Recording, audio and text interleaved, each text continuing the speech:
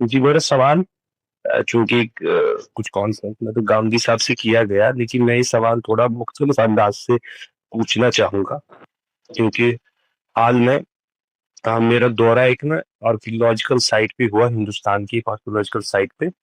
تو وہاں میں نے یہ بہت اچھے سے آبزرو کیا، مشاہدہ کیا کہ جو بہت پرانے لوگ 4,000 5,000 6,000 سال پہلے یہاں رہنے والے تھے، وہ غالباً ایک خدا کو ماننے والے تھے. ذرا حالانکہ وہاں بت پرستی کا بھی کچھ ایک رواج رہا ہے، انہوں نے بت بنایا ہے، لیکن جو آج کل یہاں ملٹیپل گاڈس کو ماننے کا رواج ہے وہ نہ ہو کے صرف ایک خدا کو ماننے والا رواج تھا ہندوستان میں. ایسا ہی معاملہ ہم دیکھتے ہیں تو عرب میں بھی ایسا ہی ہے، تو لیکن پھر دیکھتے ہیں تو وہاں کا وہ آئیڈیا ذرا پولیوٹ ہو کے ملٹیپل گاڈس کو مانتے ہیں، پالیتھیزم کو مانتے ہیں. لیکن حال میں 1400 سال پہلے ایک اسٹیبلشڈ ہسٹری ہے، ایک اسٹیبلشڈ ایک نئی فکر رسول اللہ صلی اللہ علیہ وسلم کے ذریعے آتی ہے، اور وہاں اس علاقے کو، مڈل ایسٹ کو، اس آئیڈیا کو پھر سے ریجنریٹ کرتے ہیں، ایک نئی تجدید دیتے ہیں. لیکن ہم اس طرف جب آتے ہیں ایسٹ کی طرف، اگر یہاں بھی پہلے پیغمبر ہوتے ہیں نہیں ہوتے ہیں، یہ بھی تو سوال ہے. اور اس کے ساتھ دوسرا سوال یہ ہے کہ یہ پہلے یہ کہ ایسا یہاں کیوں نہیں ہوا 2,000 سال پہلے کی ایک اسٹیبلشڈ جو بھی کچھ یہاں پرانا ہوا وہ سب مت ہے، اس پر کوئی ایک ہمارے پاس کچھ ہسٹوریکل فیکٹس یا اسٹیبلشڈ کوئی ہسٹری نہیں ہے. دوسری بات یہ کہ اگر وہاں جب مڈل عرب یا اس علاقے میں پیغمبران آتے تھے، جہاں ابراہیم آتے تھے وہاں 2 بیٹے پیغمبر ہے، یہاں ان کے چچیرے بھائی بھی پیغمبر ہے، اور ایک سیریز میں اتنے سارے پیغمبرز آتے ہیں، اور اس طرف کی ایسٹ کی طرف ہم جاتے ہیں تو یہاں یہ سب معاملات بالکل خالی ہے. اور قرآن بھی جب ایگزامپلز دیتا ہے تو وہ ان لوگوں کی ایگزامپلز دیتا ہے جو عرب کے لوگ جن سے مانوس تھے، لقمان ہو، یوسف ہو، یا ایسی بھی چیزیں ہو، بنی اسرائیل کے معاملات. جب یہاں ہم اس چیز کو سمجھنے چاہیں جو ہماری مت ہے، جو ہمارے یہاں کریکٹرز ہے، وہ صحیح ہے نہ صحیح ہے، اس حوالے سے میں یہ جاننا چاہتا ہوں کہ ایسا کیوں ہوا ہے، یا اس میں ہماری رہنمائی کیجیے گا کہ اگر یہاں بھی ایک ہی گاڈ کا کانسیپٹ اور یہاں پلیوٹ ہوا تو یہاں ریسنٹلی ایسا کیوں نہ ہوا کہ ہمارے اس عقیدے کو درست کیا گیا. جی جناب، اس میں چند چیزیں ہیں، اگر آپ ان کو پیش نظر رکھیں گے تو امید ہے شاید آپ کی جو الجھن ہے وہ شاید سلجھ جائے. ایک تو یہ ہے کہ اللہ تعالیٰ کی طرف سے نبوت کا اجرا ہوتا ہے. اللہ تعالیٰ کے پیش نظر کیا مقاصد ہیں ہمارے علم میں صرف اس وقت آ سکتے ہیں جب وہ خود اس کو بیان کرتے ہیں. اللہ نے جو مقاصد بیان کیے ہیں ان مقاصد کو میں آگے آپ کی خدمت میں رکھوں گا. اس کی روشنی میں اگر آپ یہ دیکھیں گے چیزیں تو یہ خود سلجھتی ہوئی نظر آئیں گی اور ان کا ریشنیل بھی آپ پہ واضح ہوگا. پہلی چیز تو یہ، اللہ تعالیٰ یہ کہتے ہیں کہ بھائی ہدایت کا اہتمام تو میں نے انسان کی فطرت کی سطح پہ کیا ہوا ہے، لیکن یاد دہانی کا یہ بندوبست پہلے دن سے جاری تھا، اور ہزاروں سال تک ہر جگہ، ہر بستی، ہر قریے، ہر نگر، ہر شہر میں میرے پیغمبر آتے رہے اور لوگوں کو دعوت دیتے رہے. اس اصول پر ہمیں یہ ماننے میں کوئی مذائقہ نہیں ہے، اگرچہ ہمارے پاس اس کا کوئی امپیریکل ایویڈنس نہ ہو، کوئی اور دلیل نہ ہو، تاریخی شاہد نہ ہو،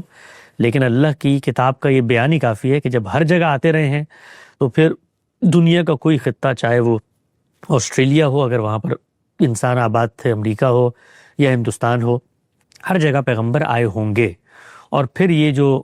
آپ کچھ چیزیں بتا رہے ہیں یا اور جو کچھ شواہد مل جاتے ہیں اس سے بھی اس دعوے کی تائید یا تصدیق ہوتی بھی نظر آتی ہے، اگرچہ کوئی حتمی یا قطعی صورت میں نہیں ہوتی، لیکن ہم اس کو اصول میں مان لیتے ہیں اللہ کے بیان کی بنیاد پہ کہ ہر جگہ پر آئے ہوں گے. اب آنے کا سلسلہ وہاں رک گیا اور یہ جو مشرق وسطیٰ ہے وہاں پر جاری رہا. اس کی وجہ کیا ہوئی؟ تو اس کو قرآن مجید یہ بیان کرتا ہے کہ اللہ کی جو اسکیم تھی اس میں اللہ نے خود تبدیلی کی، اور تبدیلی کے جو حکم ہیں، تبدیلی کے جو وجوہات ہیں وہ بھی سمجھ میں آتی ہیں، قابل فہم ہے. میں ایک صرف آپ کے سامنے اشارہ رکھتا ہوں، بہت تفصیلی گفتگو کا تو یہ موضوع نہیں ہے، لیکن ایک اشارہ رکھتا ہوں. اللہ تعالیٰ اس دنیا میں انسانوں کو امتحان سے گزارنا چاہتے ہیں،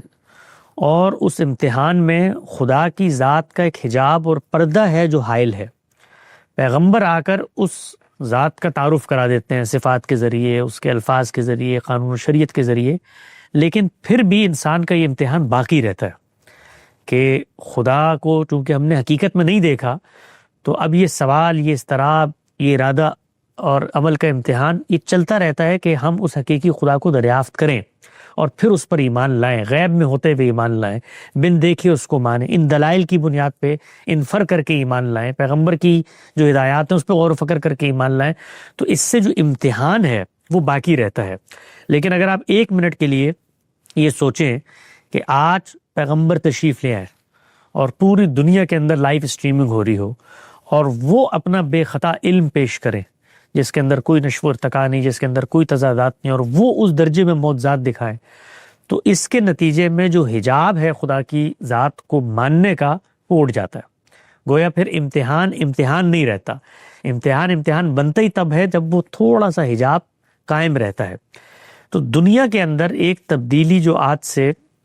چند ہزار سال پہلے آنی شروع ہوئی وہ یہ تھی کہ قومیں ایک سویلائزڈ نیشن کے تحت، متمدن معاشروں کے تحت یکجا ہونے لگی۔ پہلے ہنٹر گیجر کی سوسائٹی تھی، قبائلی تمدن تھا، لوگ ادھر ادھر رہتے تھے، پھر کرتے کرتے یکجا ہوئے، وحدت پیدا ہوئی، اس سے ایک عصبیت شناخت کا تصور پیدا ہوا، اس سے زمین اور ملکیت اور علاقے کا تصور پیدا ہوا، اس سے سویلائزیشن ثقافت پھوٹنے لگی۔ تو اللہ تعالیٰ نے 4000 سال پہلے ایک فیصلہ کیا، اور فیصلہ یہ تھا کہ اب وہ ہر نگر ہر قریے میں پیغمبر نہیں بھیجیں گے، بلکہ دنیا کے وسط میں 2 قوموں کا انتخاب کریں گے، اور وہ قومیں خود پیغمبری کو ریپلیس کر دیں گی، گویا پیغمبر بھی اب نہیں آئیں گے، اور قومیں پیغمبر کا کام کریں گی۔ تو اس کے نتیجے میں ہوگا کیا کہ دنیا متمدن معاشروں میں پھیل رہی ہے تو حجاب اور پردہ بھی برقرار رہے گا، کیونکہ کوئی خدا کا پیغمبر براہ راست نہیں کھڑا ہوا کہ وہ آ کر دعویٰ کرتا ہے خدا ہے اور دنیا کو لائیو اسٹریم پہ آپ نے دکھا دیا ہے اور سب کچھ ہو رہا ہے اور سب مان لے۔ نہیں، لوگ ان کے پیغام کو آگے پھیلائیں گے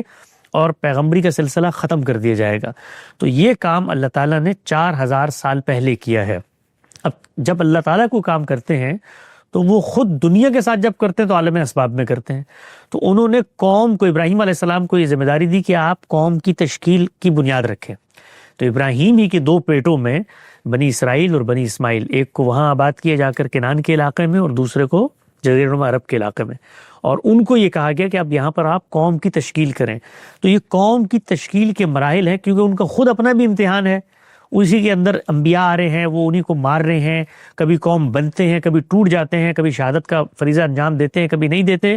تو آخر کار اللہ تعالیٰ نے خود اس ذمہ داری سے ان کو معزول کر دیا کہ تمہیں جو میں نے پیغمبری کے بعد شہادت علی الناس کی ذمہ داری قوم کو دی تھی، بنی اسرائیل کو، تم اس سے معزول ہو گئے ہو۔ اور اس میں پھر سیدنا مسیح آخری پیغمبر آئے، انہوں نے اتمام حجت کیا اور اس قوم سے یہ ذمہ داری لے لی گئی۔ اسی اسکیم کے تحت جو دوسرا حصہ تھا ذریت ابراہیم کا بنی اسماعیل میں، وہاں پر پھر آخری پیغمبر بھیجے گئے اور وہاں پر یہ ذمہ داری قوم کے سپرد کی گئی۔ تو وہ ذمہ داری ہے جو پھر اب قیامت تک اس قوم نے، بنی اسماعیل نے نبھانی ہے اور اس کے پیغام کو لے کے جانا ہے۔ تو خلاصہ گفتگو کا یہ ہے کہ اس کے نتیجے میں ہوگا کیا؟ اس کے نتیجے میں ہوگا یہ کہ پیغمبر تو نہیں آ رہے، لیکن پیغمبر کو قوم نے ریپلیس کر دیا، اور قوم کے پاس پیغمبر کی ذات نہیں ہے، پیغمبر کا کلام ہے، کتاب اللہ ہے۔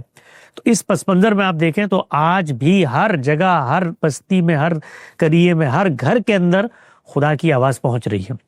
خدا کے پیغمبر کی آواز پہنچ رہی ہے۔ تو سلسلہ منقطع کبھی نہیں ہوا، یعنی ہدایت کا سلسلہ کبھی منقطع نہیں ہوا۔ عملی طور پر اللہ تعالیٰ نے پیغمبر بھیجنے کے سلسلے کی اسکیم کو تبدیل کیا، اور اس کی وجہ کیا تھی؟ اس کی وجہ یہ تھی کہ اللہ کا حجاب برقرار رہنا چاہیے ہے، اور پیغمبر اس وقت تک آئیں گے۔ آخری پیغمبر کب آئے ہمارے؟ تاریخ کے دور کے اندر، یعنی ان کی شخصیت ایک معلوم تاریخ کے اندر کھڑی ہوئی ہے۔ تو بس اس کے بعد اللہ نے سلسلہ روک دیا، اب قوم اس کو ریپلیس کر رہی ہے، قوم اس کا کلام پیش کر رہی ہے، ہر جگہ پہ وہ کلام جا رہا ہے، اور لوگوں کا امتحان ہے کہ وہ اس کو مانتے ہیں یا نہیں اس کو نہیں مانتے۔